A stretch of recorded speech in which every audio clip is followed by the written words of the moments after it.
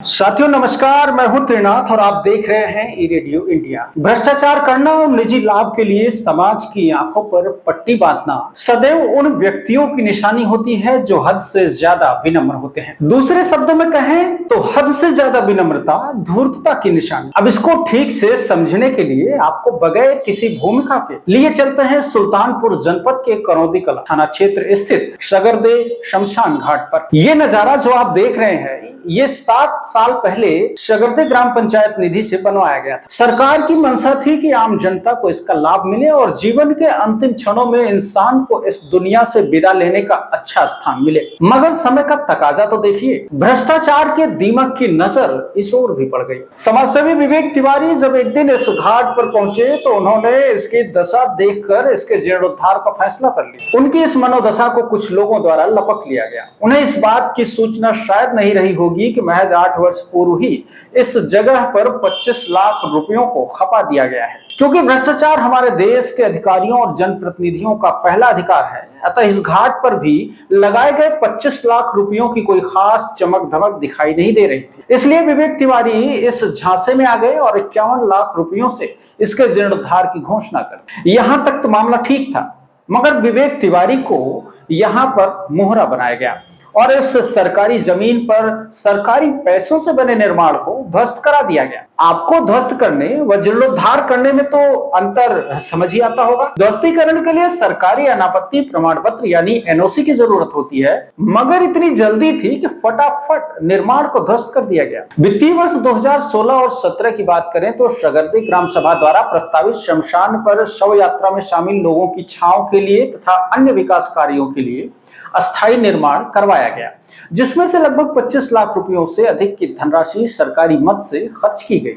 तब से अब तक 8 वर्ष हो चुके हैं और यहाँ पर किसी प्रकार की अन्य सुविधा का कोई ठोस इंतजाम नहीं। जबकि इस निर्माण को कुछ लोगों ने जर्जर बता दिया। आम जनता को कैसे बेवकूफ बनाया जाता है, कैसे भ्रष्टाचार कर पैसा कमाया जाता है, इसकी पूरी कहानी आप इस वीडियो को अंत तक देखिए तो समझ पाएंगे। पूर्व जिला पंचायत सदस्य जगदीश सिंह का आरोप है कि सरकारी धन और आम जनता के लिए टैक्स की भरपूर बंदरबांट हो रही है। आइए सुनते हैं ई रेडियो इंडिया के सुल्तानपुर संवाददाता दीपक प्रेमी से बातचीत में वो क्या कुछ कहते हैं।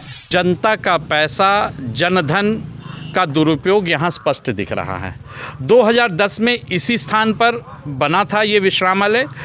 इसी तरह का एक प्रतीक्षालय इमिलिया घाट पे भी बना था और आज इमिलिया घाट का जो भी विश्रामालय है दुरुस्त स्थिति में पाया जाता है। आप सब देखे होंगे, आप भी गए होंगे, देखे होंगे। वहाँ पे इमिलिया घाट पे प्रतीक्षालय पे कभी किसी मेंटेनेंस का पैसा खारिज नहीं किया गया और आज भी वो दुरुस्त है। यहाँ पर जब 2010 में बना था तो 2017 में इसमें 22-23 लाख रुपया खारिज हुआ है और समय समय पे इसमें पैसा खारिज हुआ है जीर्णोद्धार के नाम पे।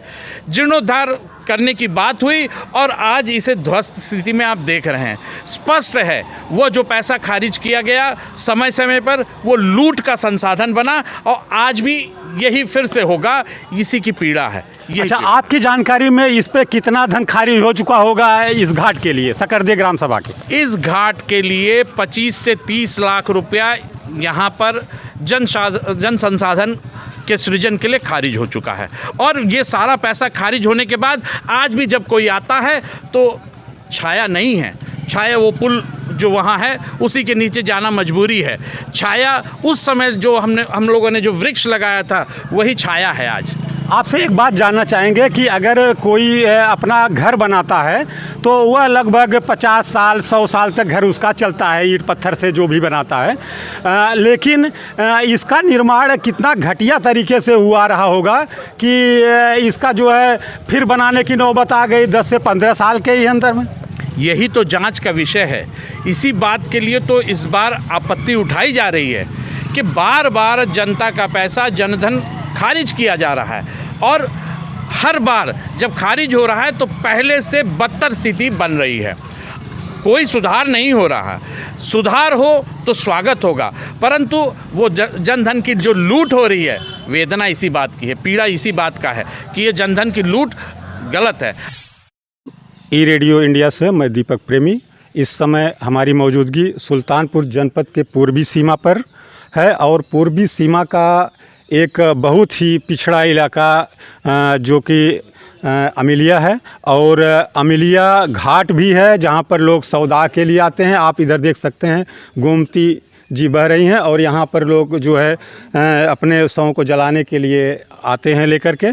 और यहाँ पर देखिए 2010 में एक प्रतीक्षालय बनाया गया था, और यह प्रतीक्षालय जो भी अपने शव को लेकर के यहाँ पर आते हैं वो लोग यहाँ पर छाया में बैठें, इसलिए यह बनाया गया था।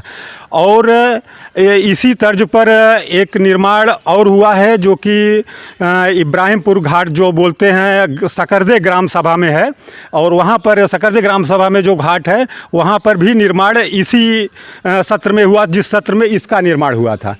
तो आज हम यहाँ आपको ये दिखाना चाहते हैं कि यह प्रतीक्षालय देखिए आज भी अच्छी अवस्था में है और उपयोग लायक है, लेकिन क्या कारण हुआ, क्या दिक्कत आई और किन कारणों बस जो है इसको तो लोग कह रहे हैं कि धन का बंदरबांट करने के लिए जो है यह योजना बनाई गई, लेकिन इसकी बात अभी आगे चलते हैं, लोगों से पूछेंगे, जानेंगे तो वो बताएंगे। लेकिन बहरहाल हम ये दिखाना चाहते हैं कि यह प्रतीक्षालय जो है यह आज अच्छी स्थिति में है, लेकिन इसी टाइम का बनाव सकरदे ग्राम सभा का प्रतीक्षालय क्यों आज ध्वस्तीकरण कर दिया गया उसका, और इसकी जो है पूरी जांच पड़ताल करने के लिए ई रेडियो इंडिया आज जो है दोनों घाटों का भ्रमण करेगा। धन्यवाद। जब नियत में खोट हो तो नज़ारा ऐसा ही होता है। तो इस समय हम सकरदे के जो है उस स्थान पर पहुँचे, उस घाट पर पहुँचे हैं जहाँ पर जो है एक बनी बनाई जो है जो बनाया प्रतीक्षालय जो था उसको ध्वस्त कर दिया गया है। और उसका निर्माण कैसे किया गया था उसकी वानगी मैं आपको दिखा रहा हूँ। भैया कैमरामैन से कहूँगा, कैमरामैन हमारे ज़रा इधर दिखाइए कि एक सरिया, इधर देख रहे हैं कि एक सरिया पर जो है यह इतना मोटा पिलर जो है एक सरिया पर बनाया गया था। कितना घटिया निर्माण जो है इसमें किया गया था।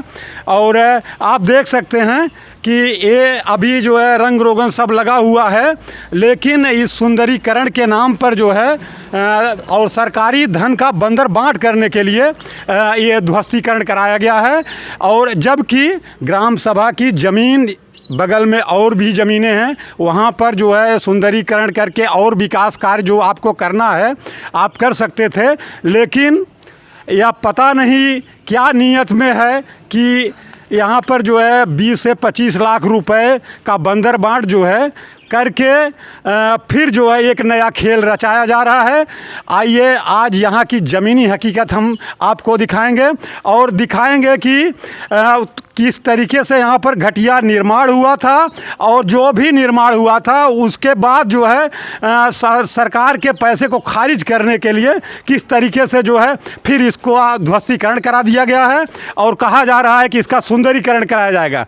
क्या जो है इसका सुंदरीकरण करा करके जो है यहाँ के लोगों को राहत मिल पाएगी कि फिर जो है इसी तरीके से सरकारी धन का बंदरबांट होता रहेगा।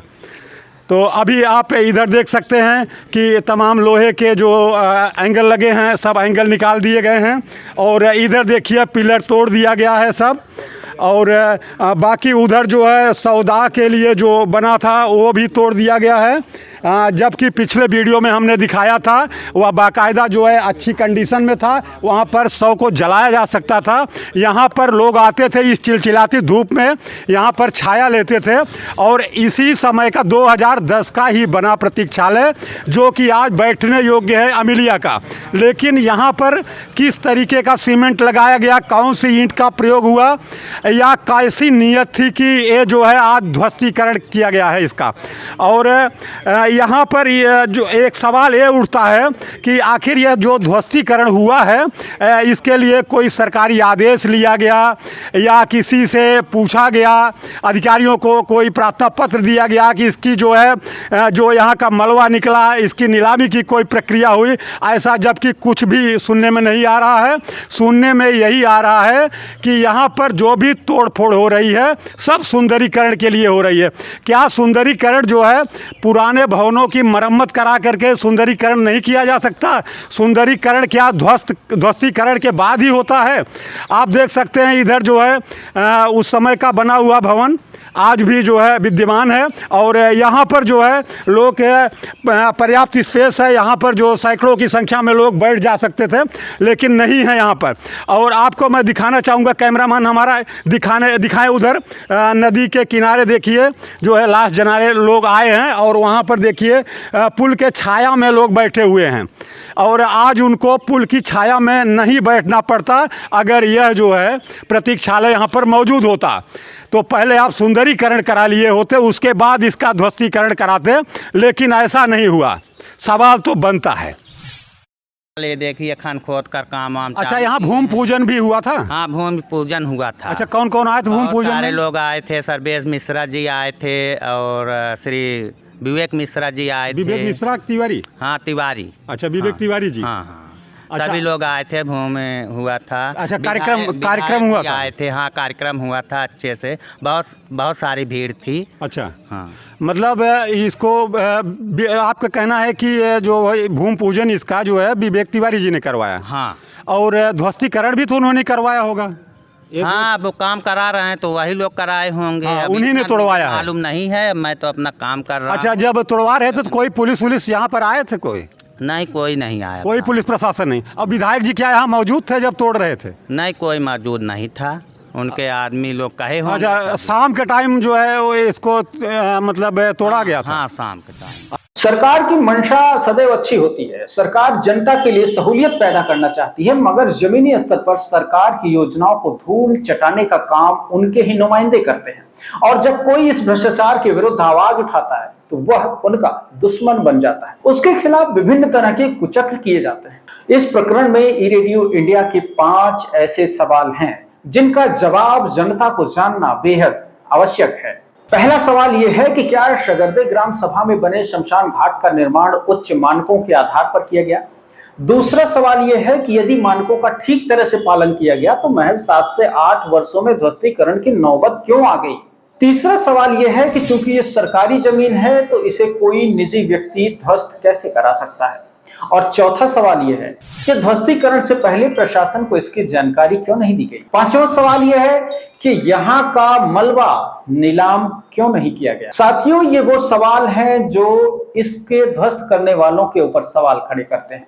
क्या इसी मलबे को दोबारा इस्तेमाल कर निर्माण कार्य को पूरा किया जाना है? ये जमीन सार्वजनिक व सरकारी है और कोई व्यक्ति सरकार से बड़ा कैसे हो जाएगा? भाई, इस सवाल का जवाब तो देना ही पड़ेगा। अब बात यह है कि विवेक तिवारी पैसा खर्च कर रहे हैं, वहां जीर्णोद्धार होगा तो फायदा जनता को है। चलो भाई, ये तो खरी बात है, लेकिन असली पेच भी तो समझो मोहन प्यारे। 8 वर्ष पूर्व 25 लाख रुपए लगे, इसके बाद भी अधिकारियों की देखरेख के बावजूद 2 दर्जे का निर्माण हो गया। अब सवाल ये है कि महज 8 वर्षों में कोई भी पक्का निर्माण इतना खराब कैसे हो जाएगा कि इसके लिए ध्वस्तीकरण की नौबत आ जाएगी, वो भी बिना सरकार को सूचना दिए। इसमें लगभग 25 लाख रुपए की जो बंदरबाट हुई वो तो हजम हो चुकी है। अब नए सिरे से सरकारी धन की डिमांड की जाएगी ताकि सौंदर्यीकरण किया जा सके, और सौंदर्यीकरण का पैसा कौन दे रहा है? विवेक तिवारी जी। मतलब यह है कि इस जगह पर विवेक तिवारी जी को केंद्र बनाकर राजनीतिक शिकार किया जा रहा है। अधिकारी और स्थानीय जनप्रतिनिधि मिलकर 25 लाख की ऐसी तैसी तो कर ही चुके हैं।